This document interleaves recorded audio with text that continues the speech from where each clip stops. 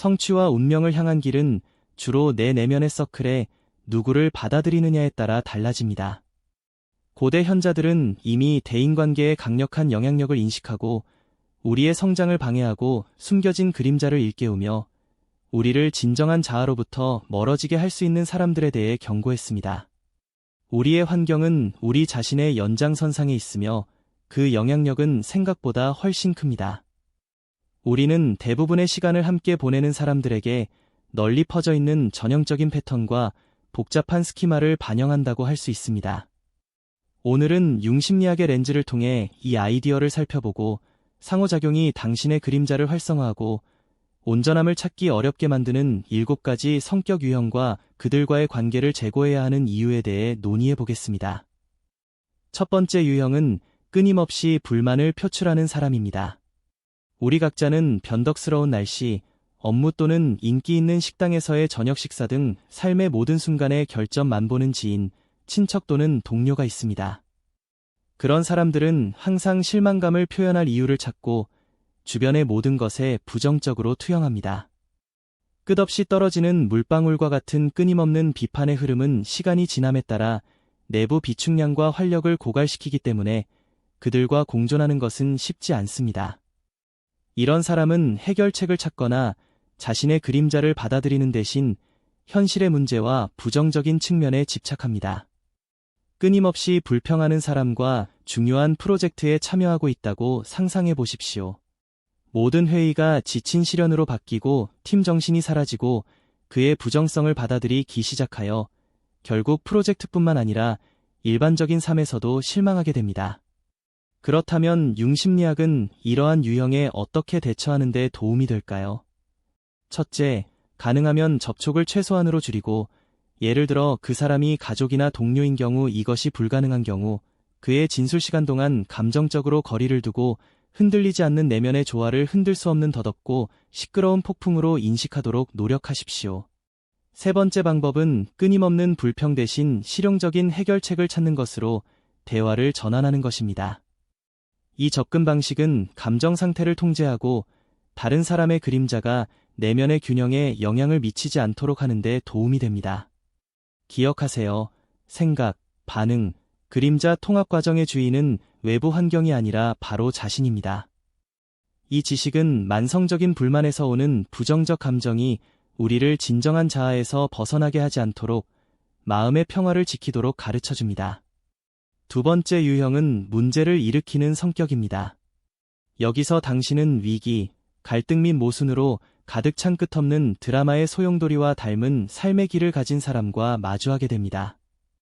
그림자가 그녀의 삶을 지배하는 그런 사람은 치명적인 회오리 바람처럼 당신의 에너지를 빨아들이는 능력이 있습니다.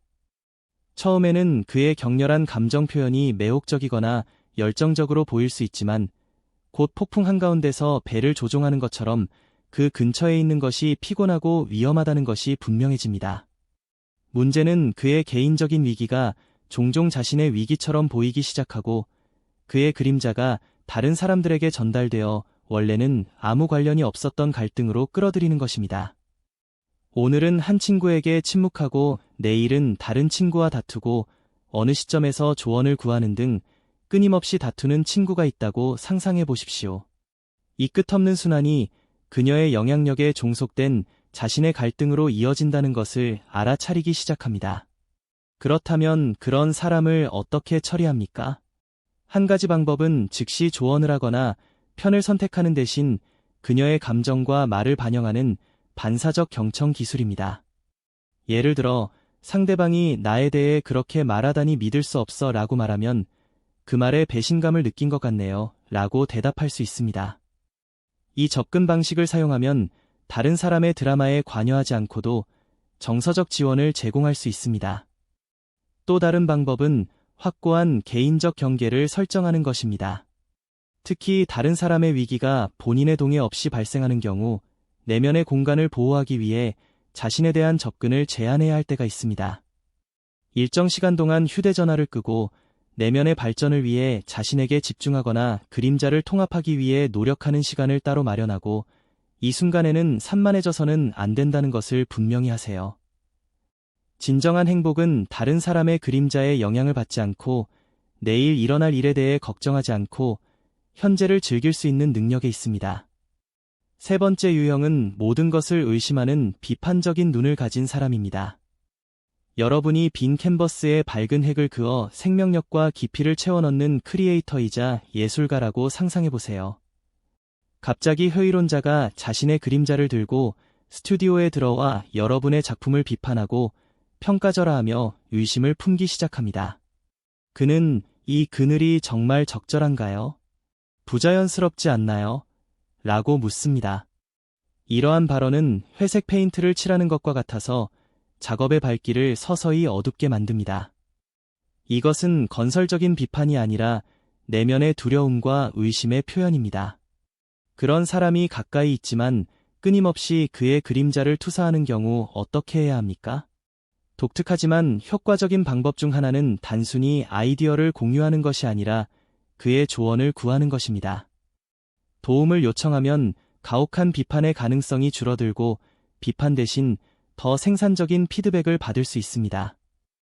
또 다른 방법은 긍정적인 대결을 통해 각본을 뒤집는 것입니다. 부정적인 의견을 받아들이는 대신 가능한 해결책을 논의하자고 제안하는 것입니다. 상대방이 현재 상황에서는 절대 직업을 바꿀 수 없다고 말한다면 상황을 바꾸기 위해 어떻게 하면 좋을지 궁금합니다. 어떤 조치가 필요하다고 생각하시나요? 라고 질문할 수 있습니다. 이러한 종류의 교환은 대화를 건설적인 방향으로 이끄는 데 도움이 됩니다. 우리는 두 개의 귀와 하나의 입을 가지고 있다는 사실을 잊지 마세요. 말하는 것보다 더 많이 듣고 귀중한 정보와 단순한 그림자 소음을 구분하려고 노력하세요. 회의론자가 의심의 눈초리로 여러분의 창작물에 그림자를 들이우기 시작하면 한 발 물러서서 그들의 영향력을 인식하고 개인 공간을 보호하세요. 네 번째 유형은 끊임없이 희생당하고 있다고 느끼는 성격입니다. 인생을 각 플레이어에게 동일한 말이 주어지고 궁극적인 목표는 상대의 왕을 체크메이트하는 체스 게임이라고 생각해보세요. 전략적으로 생각하고 위험을 감수하고 희생을 감수하는 반면 피해자는 모든 나쁜 움직임에 대해 보드, 말, 심지어 상대방을 비난합니다. 그녀의 눈의 실패는 자신의 결정이 아니라 외부의 힘에 의한 결과입니다. 그녀의 이야기는 그림자에 이끌려가는 무방비 상태의 주인공으로 등장하는 끝없는 비애의 사가입니다. 인생에서 어려움과 구조적인 문제가 발생하는 것은 사실이지만 끊임없이 피해자 역할을 하는 사람들은 시련을 핑계 삼아 자신의 행동이나 무책임에 대한 책임을 거부하고 그림자의 포로로 남습니다. 그들의 말에 귀를 기울이되 그들의 영원한 구세주가 되려고 하지 마세요. 다른 사람의 문제에 대한 부담을 떠안거나 그들의 극적인 이야기에 빠져들지 마세요. 체스판을 통제하고 의식적으로 움직이며 영원한 피해자 상태는 운명의 필연이 아니라 선택이라는 사실을 기억하세요. 동정이나 복수가 아니라 개인의 성장, 지혜, 진정한 자아를 향한 발전을 위해 전략적으로 말들을 전진시키고 희생하세요. 다섯 번째 유형은 지나치게 긍정적이지만 독이 되는 낙관주의자입니다. 항상 햇살처럼 빛나고 기쁨을 주고 아낌없이 이모티콘을 보내는 사람을 알고 있을 텐데 이 겉모습 뒤에는 깊은 그림자가 숨어 있습니다.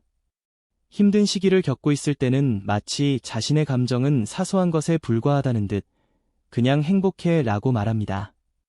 당신의 삶이 아름다운 꽃과 함께 잡초와 해충이 있는 잘 가꾸어진 정원이라고 상상해보세요. 하지만 독성 낙관주의자는 밝은 장미만 보려고 고집합니다. 그는 내면의 복잡성과 모호함을 무시한 채 아름다움에 집중하고 부정적 요소가 정원에 스며들지 않도록 하라고 말합니다. 예를 들어 고통스러운 이별을 겪으며 슬픔과 혼란을 느끼고 있을 때 독성 낙관주의자가 바다에는 물고기가 많으니 그냥 웃어라 라고 조언한다고 가정해 보겠습니다. 이러한 과도한 긍정주의는 인간 감정의 다면적인 특성과 자신의 그림자를 받아들이는 복잡성을 고려하지 못합니다. 이에 대응하는 유일한 방법은 의식적인 측면과 무의식적인 측면을 모두 인식하면서 밝은 면과 어두운 면을 모두 논의하는 대화에 그러한 사람을 참여시키는 것입니다. 그가 이봐, 당신은 사물의 다른 면을 볼 수 있어 라고 말하면 나는 건강에 감사하지만 상황에 의해 상처를 받는 것은 당연하다고 말할 수 있습니다. 모든 감정을 살면서 빛과 그림자를 모두 통합하는 것이 중요합니다. 라고 말할 수 있습니다. 긍정적이든 부정적이든 빛이든 그림자든 다양한 감정을 인식하고 구별하는 능력, 즉 정서적 세분성을 개발하세요. 독성 낙관주의자가 오로지 즐거움만을 강요할 때는 시간을 들여 어려운 경험을 받아들이고 분류하세요. 결국 인생은 긍정적인 순간들의 연속이 아니라 진정한 자아를 향해 나아가기 위해 포용해야 하는 모든 감정의 총체적인 혼합물입니다. 따라서 다음에 그런 사람이 정성스럽게 가꾼 정원에 침입하면 멈추고 정원이 번성하려면 태양과 비가 모두 필요하다는 것을 기억하고 자신의 감정의 전체 팔레트를 경험할 수 있도록 하세요. 6번째 유형은 교활한 조작자입니다. 자신의 인생이 영화 대본이라고 생각하면 스토리가 어떻게 전개되어야 하는지, 반전이 어디에서 일어날지, 누가 당신의 동맹이 되고 누가 당신의 멘토가 될지, 결말은 어떻게 될지 등 명확한 아이디어를 가진 주인공이 됩니다. 이 시점에서 그림자의 힘을 가진 사람, 즉 플롯이 원래의 의도를 잃고 온전함을 향한 길이 잘못되었다는 것을 알게 될 때까지 대본을 몰래 다시 쓰는 숨겨진 제작자인 조작자가 현장에 들어옵니다. 조작자는 감정적, 심리적 영향력의 기술을 마스터했습니다. 아첨, 죄책감 또는 속임수를 사용하여 자신에게 유리한 방향으로 유도할 수 있습니다. 나는 힘든 한 달을 보냈는데 넌 정말 성공했으니 너한텐 상관없지만 나한텐 중요해 라는 식으로 항상 저녁 식사 비용을 지불할 방법을 찾는 친구가 있을 수도 있습니다. 시간이 지나면 자신의 친절이 이용당했다는 사실을 깨닫기 시작하지만 그의 행동이 도움이 필요한 사람을 돕는 것으로 위장되어 있어 이를 표현하기는 어렵습니다. 조작자와 싸우는 것은 쉬운 일이 아니지만 일부에서는 깨진 기록 효과라고 부르는 한 가지 방법이 도움이 될 수 있습니다. 또 다른 방법은 개인적 경계를 명확히 설정하는 것입니다. 조작자가 돈을 빌리거나 원치 않는 약속을 하라고 요구할 경우 다음과 같이 침착하고 정확하게 말하면서 자신있게 안 된다고 말하는 방법을 익혀두세요. 돈은 줄 수 없지만 정서적 지원은 제공할 의향이 있습니다. 와 같이 차분하고 정확하게 말하세요. 이러한 접근 방식은 우정을 파괴하지 않으면서도 내면의 공간을 보호하는 데 도움이 됩니다. 조작자는 자신의 콤플렉스와 그림자 메커니즘에 의해 촉발된 사용자의 예측 가능한 반응을 이용하여 사용자의 친절, 죄책감 또는 승인에 대한 욕구를 악용합니다. 하지만 의식적으로 반응을 바꾸면 인생의 각본을 다시 통제하고 진정한 자아를 찾는 길로 돌아갈 수 있습니다. 주변에서 자신을 조종하는 사람을 발견한다면 자신의 이야기를 쓰는 펜은 자신의 것이며 자신의 길의 방향은 오직 자신만이 결정한다는 사실을 기억하세요. 7번째 유형은 시간을 빨아들이는 뱀파이어입니다. 매일의 일정이 각 악기가 고유한 임무를 수행하고 완벽한 조화를 위해 노력하는 지휘자 역할을 하는 세심하게 안무된 교향곡이라고 상상해보세요. 이때 그림자의 힘을 빌려 끊임없이 주의를 요구하고 전인적인 자아를 향한 성장과 발전에 기여할 수 있는 가치 있는 대가를 제공하지 않고 귀중한 시간을 빼앗는 시간 흡혈귀가 등장합니다. 평상시의 리듬을 깨뜨리며 끝없이 대화를 끌어가는 지인이나 중요한 업무를 완수하지 못하도록 관련 없는 질문으로 끊임없이 주의를 분산시키는 동료가 있을 수 있습니다. 이런 사람들은 단순히 시간만 뺏는 것이 아니라 집중력을 방해하고 생산성을 떨어뜨리며 정신력을 유지하지 못하게 하여 진정한 나로부터 멀어지게 합니다. 이러한 시간 잡아먹는 성격에 대처하려면 사교 활동을 할 수 있는 시간과 자기개발 및 그림자 통합 작업에 집중해야 하는 시간을 명확히 구분하는 등 확고한 경계를 설정해야 합니다. 다른 사람의 시간을 존중하는 것처럼 자신의 일정도 존중하도록 장려하세요. 또 다른 효과적인 방법은 커뮤니케이션을 보다 생산적인 방향으로 전환하는 것입니다. 지인이 장시간 전화 통화를 하는 경향이 있다면 짧고 집중력 있는 메시지나 이메일로 전환하여 뉴스나 질문을 공유하도록 제안하세요. 이렇게 하면 시간을 다시 통제하고 불필요하게 시간을 낭비하지 않을 수 있습니다.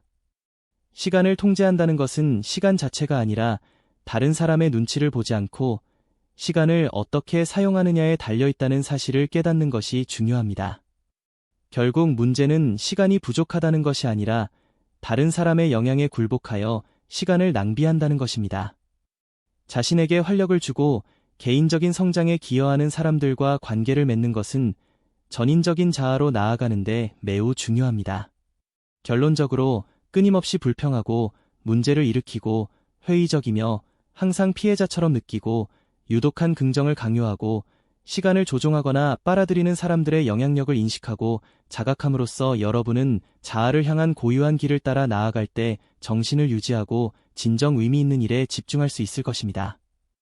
이 7가지 유형 중 어떤 것을 경험했는지, 그것이 온전함을 찾는 여정에 어떤 영향을 미쳤는지, 그리고 그 경험에서 무엇을 배웠는지 댓글로 작성해주세요. 각각의 이야기는 커뮤니티를 풍요롭게 하고 우리 모두에게 소중한 경험이 될 것입니다.